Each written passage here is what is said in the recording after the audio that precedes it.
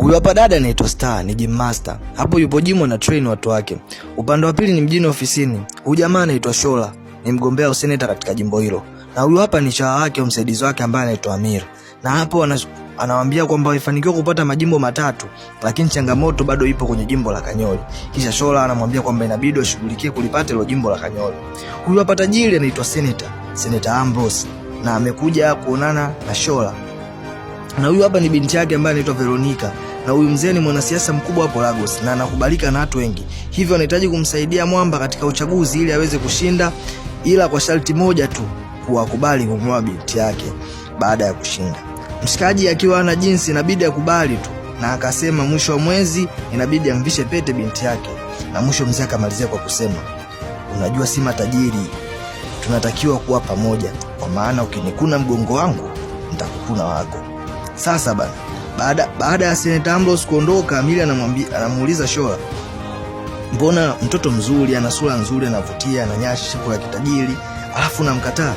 Kaja anasema kuwa yeye amuelewi Veronica, lakini Amiri anasisitizia ndio njia pekee unaweza ukashinda uchaguzi. Siwezi kuingia kwenye mahusiano kwa sababu hata nisaidia. Upe mwisho wake. Mwamba anasema, nina vingi vya kufanya na sitaki kujihusisha na mapenzi kwa sasa.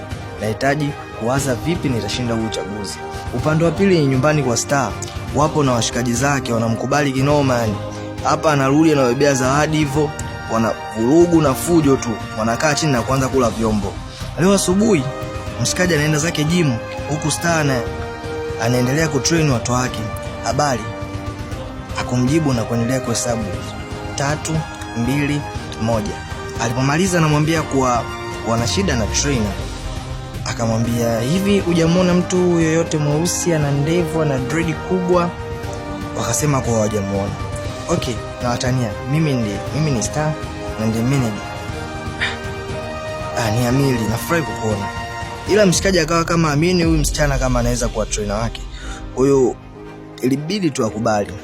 Haya bana, basi mazoezi akaanza pale. Kila analofanya Mwamba anashindwa kumalizia, anaishia njiani tu. Mengine hata kuanza tu anashindwa. Huyo dada akanamcheka tu. Mwisho kabisa akamwambia, sijiandai kwa ajili ya marathon. Kisha akamuuliza, sasa umekubali kuwa nakidhi kuwa trainer wako? Mshikaji akamwangalia, kisha akaona tu akubaliane.